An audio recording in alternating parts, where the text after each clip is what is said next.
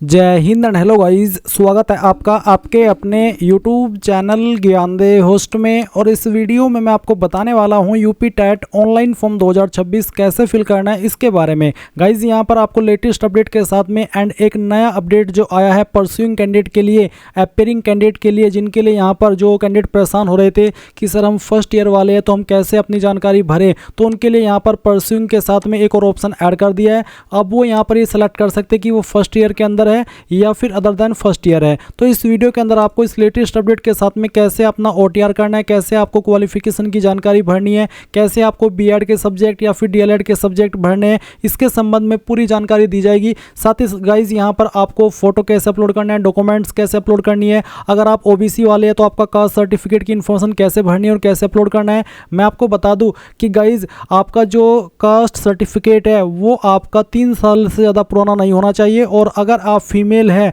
तो जो फीमेल का कास्ट सर्टिफिकेट है वो उसकी फादर की साइड के बना होना चाहिए, ससुराल के साइड का कास्ट सर्टिफिकेट नहीं चलेगा, क्योंकि सुप्रीम कोर्ट की गाइडलाइंस के अकॉर्डिंग जो जाति है वो कैंडिडेट की वही रहती है जो कि उसकी जन्म के समय थी। ऐसा नहीं है कि शादी के बाद में उसकी जाति बदल जाती है। तो ऐसे में यहाँ पर सुप्रीम कोर्ट के ऑर्डर के अकॉर्डिंग आपका जो कास्ट सर्टिफिकेट है वो फादर की साइड का चलेगा। तो अगर आपका नहीं है तो बनवा लीजिए, क्योंकि एक हफ्ते के अंदर या 10-12 दिन के अंदर बन जाता है आपका कास्ट सर्टिफिकेट, ये आपको ध्यान रखना है। इसके अलावा जो इसमें आगे इन्फॉर्मेशन है, वीडियो के अंदर आपको OTR की इन्फॉर्मेशन दी जाएगी। अगर आपको पेपर फर्स्ट पर अप्लाई करना है तो उसके बारे में कैसे अप्लाई करना है वो बताया जाएगा, पेपर 2 पर कैसे अप्लाई करना है उसकी इन्फॉर्मेशन दी जाएगी, और ये जो सब्जेक्ट की इन्फॉर्मेशन है कैसे आपको भरनी है इसके संबंध में आपको आगे चल करके इस वीडियो में जब आप इस स्टेप पर आएंगे अच्छे से एक्सप्लेनेशन दी जाएगी। तो वीडियो को बिना स्किप किए पूरा देखना है।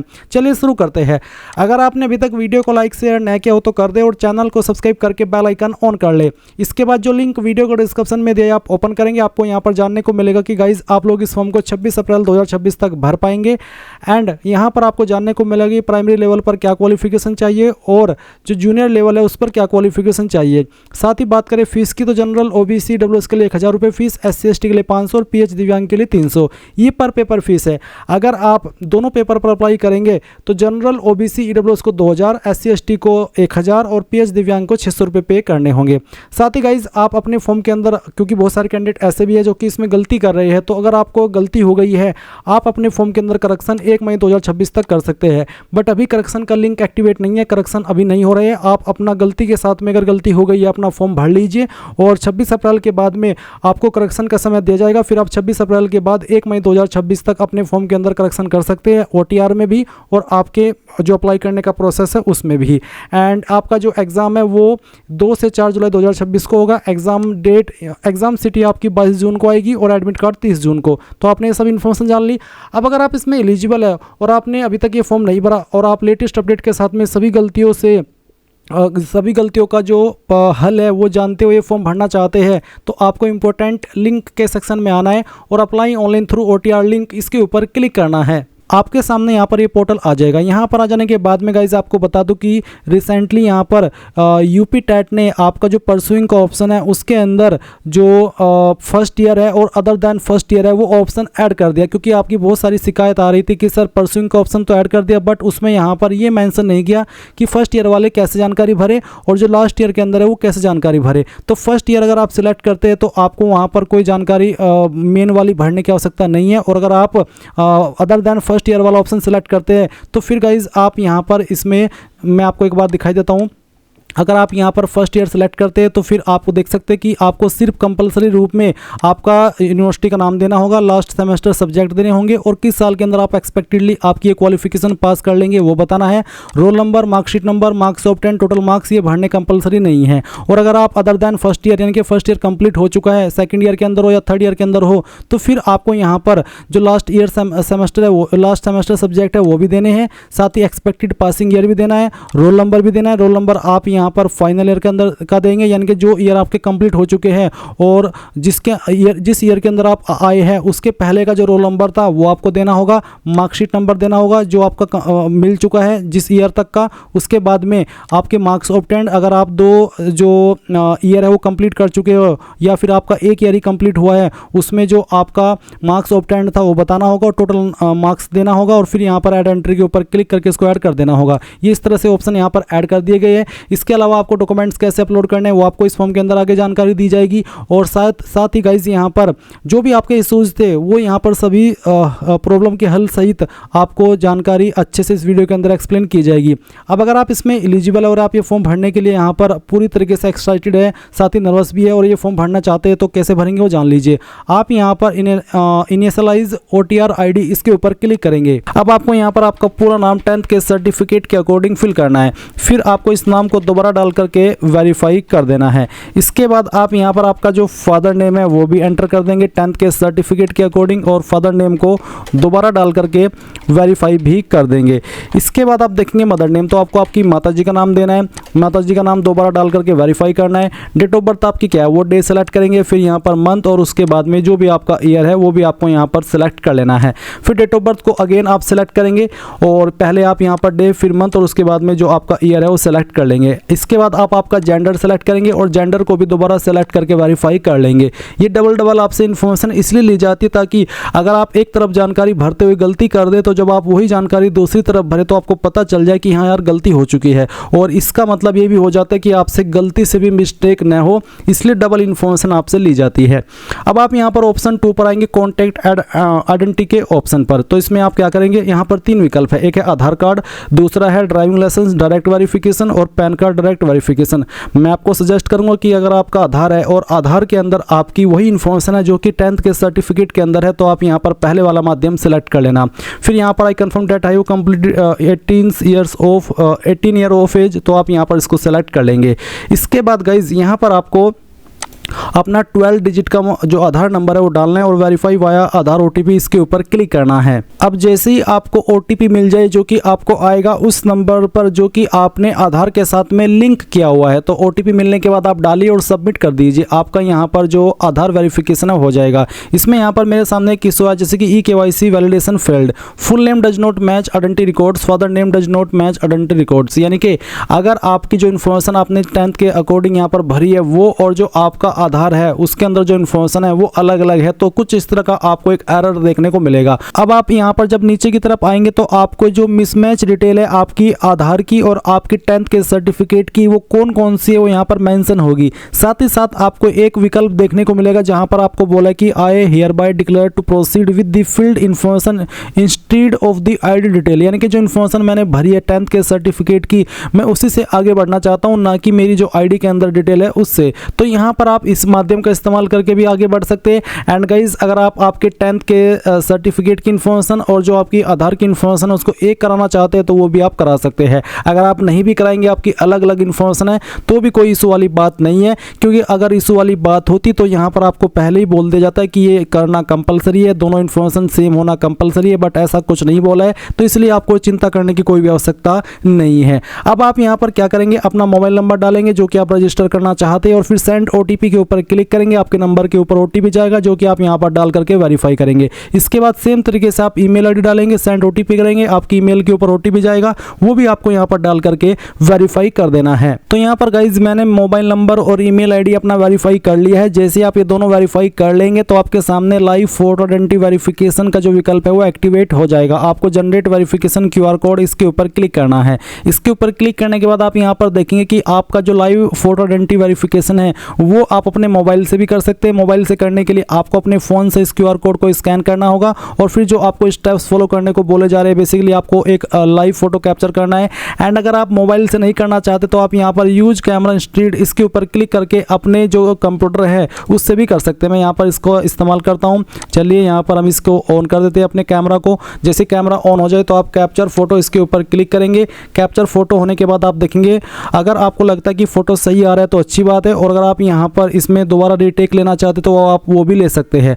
आपको यहाँ पर ये भी बोला है कि this photograph will be used on your admit card and application form, यानी कि यही फोटो आपका एडमिट कार्ड के ऊपर आएगा और यही आपका एप्लीकेशन फॉर्म में आएगा। तो आप यहाँ पर सेव वेरीफाइड फोटो इसके ऊपर क्लिक करेंगे। इसके बाद गाइज आप यहाँ पर नीचे सेट सिक्योरिटी क्रेडेंशियल देखेंगे। इसमें आपको यहाँ पर एक पासवर्ड बनाना है। पासवर्ड आपका कम से कम 8 कैरेक्टर का हो। तो आपका पासवर्ड कैसा उसका आप एग्जाम्पल देख लीजिए।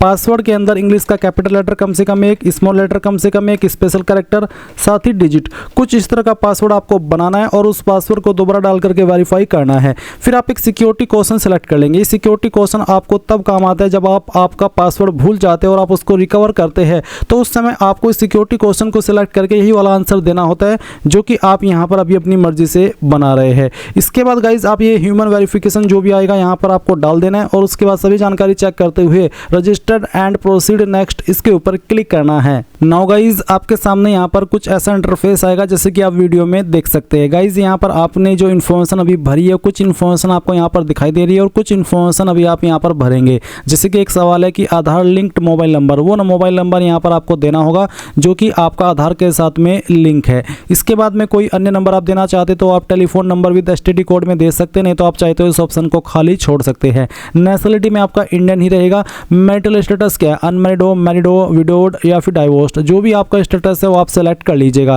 फिर प्लेस ऑफ बर्थ आपको बताना होगा, यानी कि आप कौन सी स्टेट के निवासी है, कौन सी स्टेट में आपका जन्म हुआ है, वो स्टेट आपको सेलेक्ट कर लेनी है। विजिबल आइडेंटिफिकेशन मार्क, आपकी बॉडी के ऊपर ऐसा निशान जिससे आपकी बॉडी की पहचान होती है। ये निशान आपकी बॉडी के ऊपर जलने का हो सकता है, कटने का हो सकता है या कोई बर्थ मार्क हो सकता है, तो जो भी निशान है वो आप यहाँ पर लिख दीजिएगा। उसके बाद आप नीचे देखेंगे कैटेगरी एंड स्पेशल रिजर्वेशन, तो आपकी जो भी कास्ट कैटेगरी है वो आप सेलेक्ट करेंगे।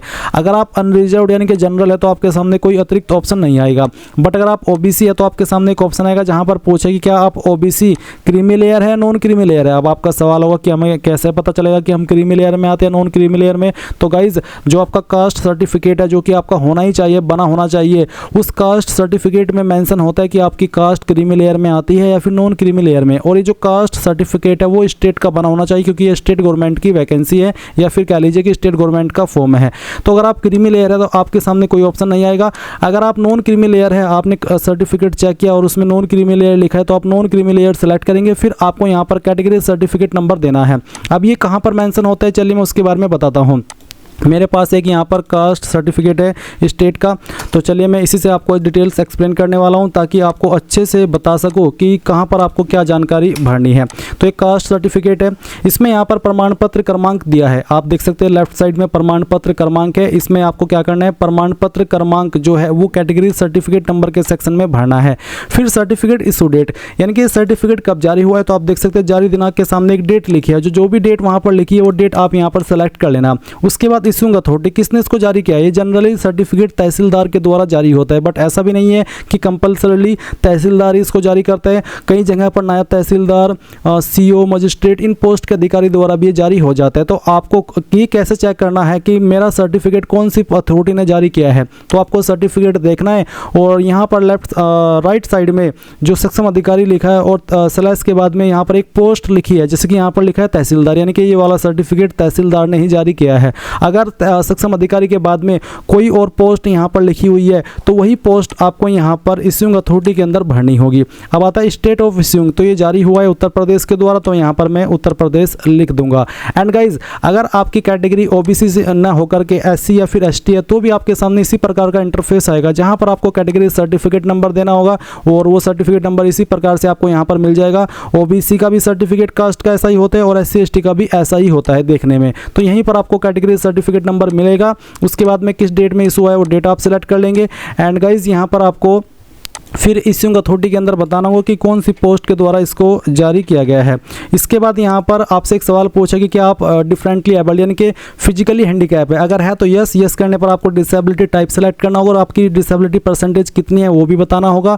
और do you require a scribe, यानी कि आपको लिखने में प्रॉब्लम है और आप उसको उसके लिए एक स्क्राइब यानी कि ऐसा बंदा चाहिए जो आपके बिहाफ पर एग्जाम लिखे, तो अगर हाँ तो यस, नहीं तो आप यहाँ पर नो करेंगे। और अगर यस करते तो आपको बताना होगा स्क्राइब का नेम और स्क्राइब का आधार नंबर, अगर नहीं तो नो कर देंगे। उसके बाद में पीडब्ल्यूडी वेरिफिकेशन टाइप बताना होगा, यूडीआईडी नंबर या फिर सर्टिफिकेट नंबर, किस माध्यम से आप वेरिफिकेशन कराना चाहते हैं पीडब्ल्यूडी का।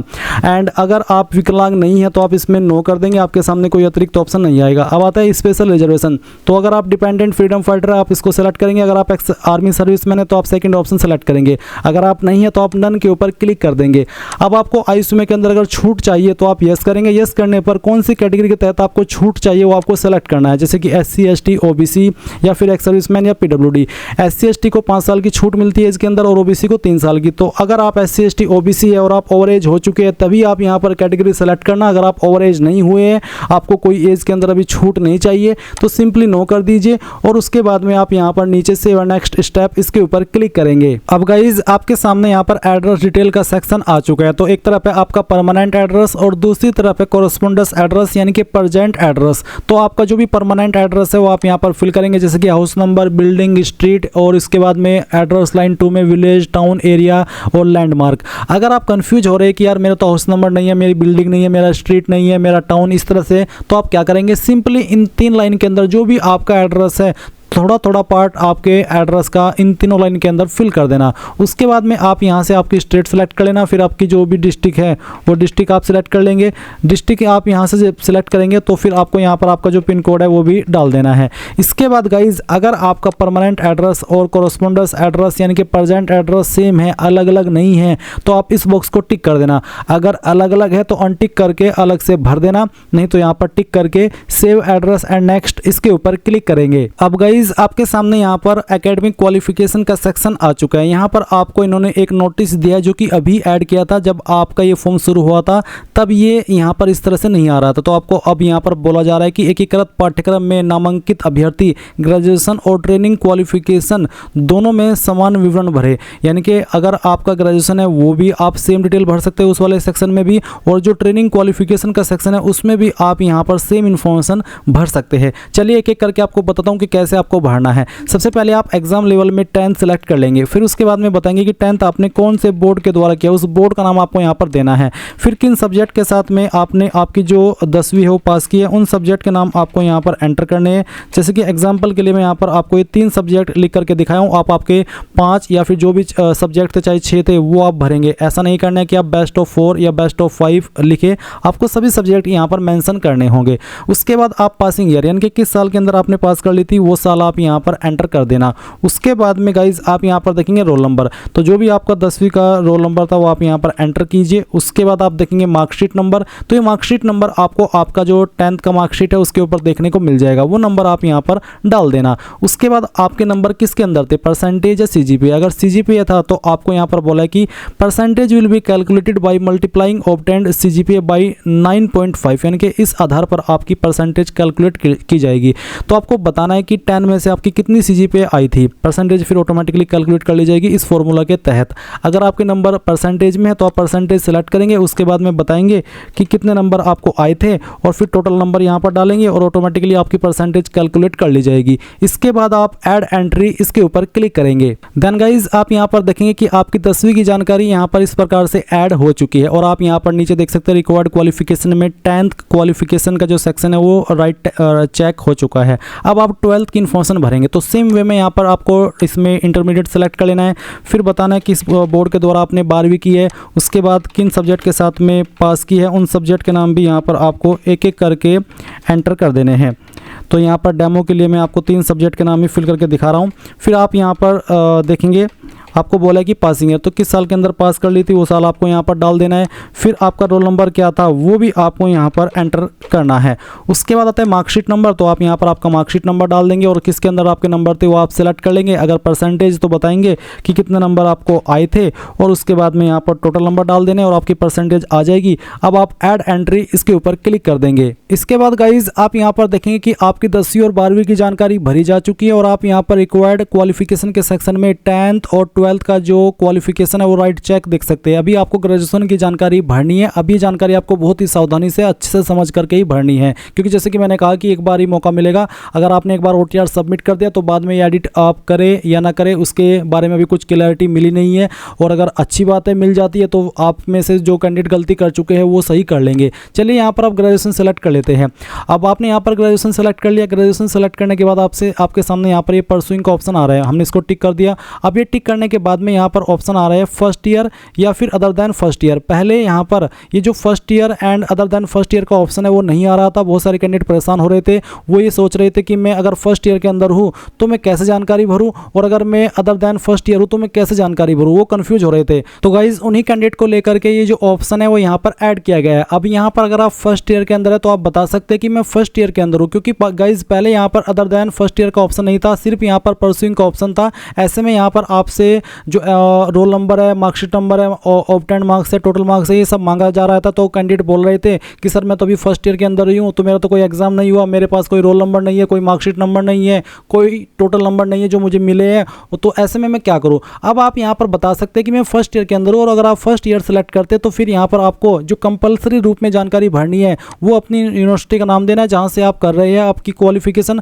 साथ ही लास्ट सेमेस्टर सब्जेक्ट। अब लास्ट सेमेस्टर सब्जेक्ट में आप अगर आप फर्स्ट ईयर के अंदर है तो आपने जो सब्जेक्ट लिए हैं वो सब्जेक्ट के नाम आप यहाँ पर दे सकते हैं, और साथ ही एक्सपेक्टेड पासिंग ईयर यानी कि जो आपकी क्वालिफिकेशन है वो आप कौन से ईयर तक पास कर लेंगे अगर उसमें बैक ना आए, वो ईयर आपको यहाँ पर बताना होगा। उसी के साथ में आपको यहाँ पर roll number, marksheet number, marks obtained और टोटल मार्क्स, ये सब भरने की आवश्यकता नहीं है, आपको इनके बिना भी यहाँ पर जानकारी आगे बढ़ा सकते हैं। अब यहाँ पर ग्रेजुएशन जैसे कि मैंने सेलेक्ट कर लिया और परस्यूइंग सेलेक्ट किया और मैंने फर्स्ट ईयर सेलेक्ट किया। मैं आपको डेमो के लिए यहाँ पर दिखाता हूँ। मान लीजिए मेरे पास यहाँ पर ग्रेजुएशन में हिंदी था, फिर यहाँ पर मैं इंग्लिश लिख देता हूँ। ये मैं डेमो के लिए फिल करके दिखा रहा हूँ, आप आपके जो सेमेस्टर के सब्जेक्ट है वही एंटर करना। उसके बाद मैं यहाँ पर देख सकते हैं एक्सपेक्टेड ईयर भरा हूँ और बाकी कोई जानकारी नहीं भरा, और मैं यहाँ पर ऐड एंट्री के ऊपर क्लिक करता हूँ। सॉरी, अभी यहाँ पर मैं यूनिवर्सिटी का नाम एंटर नहीं कर पाया, चलिए मैं इसको भी एंटर कर देता हूँ। ये हमने एंटर किया, उसके बाद में मैंने ऐड एंट्री इसके ऊपर क्लिक कर दिया, तो देख लीजिए जानकारी ऐड हो चुकी है और लीगल वे में हुई है। ऐसा नहीं है कि हमने गलती कर दी है, बिल्कुल जो हमें यूपी टैट ने ऑप्शन दिए हैं और जो हमारे पास इन्फॉर्मेशन है उसके अकॉर्डिंग हमने ये जानकारी भरी है, जो कि हमने यहाँ पर इस तरह से भर करके ऐड कर दी है। अब मान लीजिए आपको जो ग्रेजुएशन की जानकारी है वो अपनी अदर देन फर्स्ट ईयर से भरनी है, तो चलिए मैं यहाँ पर जो इसमें ग्रेजुएशन है वो ऑप्शन सेलेक्ट कर लेता हूँ। इस क्वालिफिकेशन को मैं डिलीट करता हूं और अगेन यहाँ पर ग्रेजुएशन का ऑप्शन सेलेक्ट कर लेता हूं, फिर मैं परस्यूइंग को सेलेक्ट करता हूं और उसके बाद में अगर मैं other than first year select करता हूं तो यहाँ पर अब मुझे यूनिवर्सिटी का नाम भी कंपलसरी रूप में भरना है, लास्ट सेमेस्टर सब्जेक्ट भी कंपलसरी रूप में भरने हैं, साथ ही एक्सपेक्टेड पासिंग ईयर भी कंपलसरी रूप में भरना है, रोल नंबर जो मेरा है वो मुझे यहाँ पर देना होगा। अब क्योंकि आपने अदर देन फर्स्ट ईयर चुना है तो इसका मतलब है कि एक ईयर तो आपका कंप्लीट हो ही गया होगा, तो आपका जो भी लास्ट ईयर का या फिर लास्ट सेमेस्टर का रोल नंबर है वो यहाँ पर आपको डाल देना है, अपना मार्कशीट नंबर डाल देना है जो मार्कशीट आपको मिल चुकी है, साथ ही आपका मार्क्स ऑब्टेन्ड डालना है जो नंबर आपको उस ईयर तक कंप्लीट हुए हैं और कितने में से हुई है वो आपको नंबर प्राप्त, वो टोटल नंबर डाल देने और परसेंटेज आपकी आएगी और आप ऐड एंट्री के ऊपर क्लिक करके इसको ऐड कर देंगे। एंड गाइज अगर आपकी ग्रेजुएशन बिल्कुल कंप्लीट है तो आप परस्यूइंग को हटा देना और उसके बाद में यहाँ पर आपका जो क्वालिफिकेशन है जो आपने की है जिस यूनिवर्सिटी से की है उसका नाम आपको यहाँ पर एंटर कर देना है। उसके बाद आप यहाँ पर जो आपके सब्जेक्ट थे वो आप एंटर करेंगे, जैसे कि मान लीजिए मैंने बीए की है तो मैं यहाँ पर जो बीए के सब्जेक्ट है वो एंटर कर देता हूँ। उसके बाद में यहाँ पर मैंने किस साल के अंदर पास कर ली थी वो साल मैं यहाँ पर सेलेक्ट कर लूँगा। आपको भी यहाँ पर इसी प्रकार से ये जानकारी भरनी है, तो चलिए हम यहाँ पर इसको भर देते हैं। फिर यहाँ पर आपका फाइनल ईयर का रोल नंबर क्या था वो आप डाल देंगे, मार्कशीट नंबर आप यहाँ पर डाल देंगे, फिर कितने नंबर आपको आए थे वो यहाँ पर आप डालेंगे। ये मैं डेमो के लिए भर रहा हूँ, आप आपके रियल सभी ईयर के नंबर यहाँ पर डालना और फिर उसके बाद में टोटल नंबर यहाँ पर डाल देना और ऐड एंट्री के ऊपर क्लिक करेंगे तो ये जानकारी आपकी यहाँ पर ऐड हो जाएगी इस तरह से, जैसे कि आप देख सकते हैं। अब 3 विकल्प कंप्लीट हो चुके हैं। अब आती है ट्रेनिंग क्वालिफिकेशन। तो ट्रेनिंग क्वालिफिकेशन में यहाँ पर आप बीएड या फिर डीएलएड की इन्फॉर्मेशन भरेंगे, तो आपको यहाँ पर भी देख सकते हैं कि परस्यूइंग का ऑप्शन दे दिया। अब मैंने परस्यूइंग सेलेक्ट किया क्योंकि बहुत सारे कैंडिडेट ऐसे हैं, तो मैं यहाँ पर परस्यूइंग सेलेक्ट करके फर्स्ट ईयर सेलेक्ट कर लेता हूँ अगर आप फर्स्ट ईयर के अंदर है, और सेम तरीके से आप जानकारी भरेंगे जैसे कि मैंने ग्रेजुएशन की जानकारी भर करके दिखाई है। इसमें आप यहाँ पर अगर फर्स्ट ईयर के अंदर है तो कंपलसरी रूप में आपकी यूनिवर्सिटी का नाम डालेंगे, जो आपने फर्स्ट ईयर के अंदर सब्जेक्ट ली है वो आप लास्ट सेमेस्टर सब्जेक्ट के सेक्शन में डाल देंगे, किस साल तक आपकी क्वालिफिकेशन पास हो जाएगी वो क्वालिफिकेशन का ईयर डाल देंगे, आपका roll number, marksheet number, marks obtained, total marks ये सब डालना आपको अनिवार्य नहीं है। आप ऐड एंट्री के ऊपर क्लिक करके इसको ऐड कर सकते हैं। और आपको यहाँ पर एक इन्होंने इंस्ट्रक्शंस ये भी दे रखा है कि एकीकृत पाठ्यक्रम में नामांकित अभ्यर्थी ग्रेजुएशन और ट्रेनिंग क्वालिफिकेशन दोनों में समान विवरण भरे, यानी कि जो यहाँ पर इंटीग्रेटेड कोर्स कर रहे हैं या फिर किया है वो यहाँ पर जो ग्रेजुएशन का सेक्शन है वो और ट्रेनिंग क्वालिफिकेशन का जो सेक्शन है वो दोनों में आपको सेम इन्फॉर्मेशन भरनी है, अलग अलग इन्फॉर्मेशन नहीं भरनी है। अगर आपने जो आपकी क्वालिफिकेशन है वो इंटीग्रेटेड कोर्स से की है या फिर कह लीजिए कि आपकी जो आपका जो कोर्स है वो इंटीग्रेटेड कोर्स है।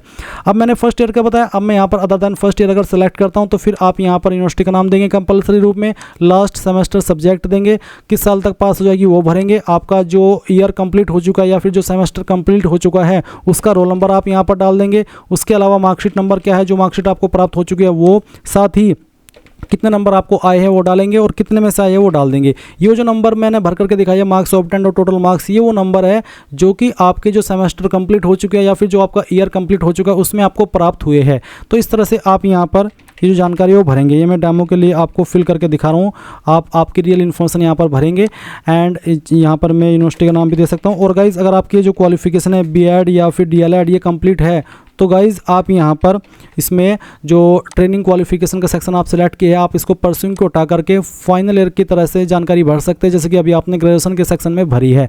अब मैं यहाँ पर ऐड एंट्री के ऊपर क्लिक करता हूँ तो आप देख लीजिए कि एंट्री यहाँ पर इस तरह से ऐड हो चुकी है। तो आपको सारी चीज़ समझ आ गई। अब आप प्रोसीड नेक्स्ट इसके ऊपर क्लिक करेंगे। फिर आपसे पूछा कि क्या आप जुड़वा भाई बहन है, अगर है तो यस, नहीं तो आपको नो करना है। अगर है तो यस करके आपको बताना होगा कि जुड़वा का जेंडर मेल फीमेल या ट्रांसजेंडर है, उसका नाम आधार कार्ड के अकॉर्डिंग क्या है, क्या वो भी इसी एग्जाम के अंदर अपियर हो रहा है यानी कि एग्जाम दे रहा है। अगर हाँ तो यस, नहीं तो आप नो करेंगे। उसकी जो आईडी है वो आपको सेलेक्ट करनी होगी और उस आईडी का नंबर देना होगा।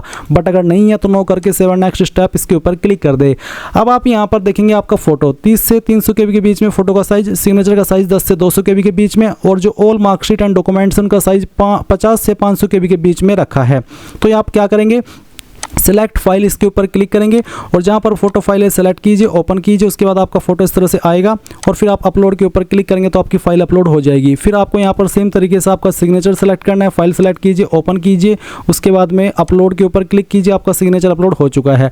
अब आपको यहाँ पर फोटो आइडेंटिटी प्रूफ में कोई एक आईडी अपलोड करनी है। तो जैसे कि मैं यहाँ पर इसमें क्या करता हूँ, आधार कार्ड सेलेक्ट कर लेता हूँ। जो भी आईडी आप सेलेक्ट कर रहे हैं उसका नंबर डालिए और फिर उसको PDF के फॉर्मेट में अपलोड कीजिए। अगर ये आईडी इमेज में तो आप PDF में कैसे बनाएंगे वो जान लें। गूगल के अंदर आना और सर्च करना इमेज टू PDF, पहले वाली वेबसाइट आएगी, इसको ओपन कर लेना।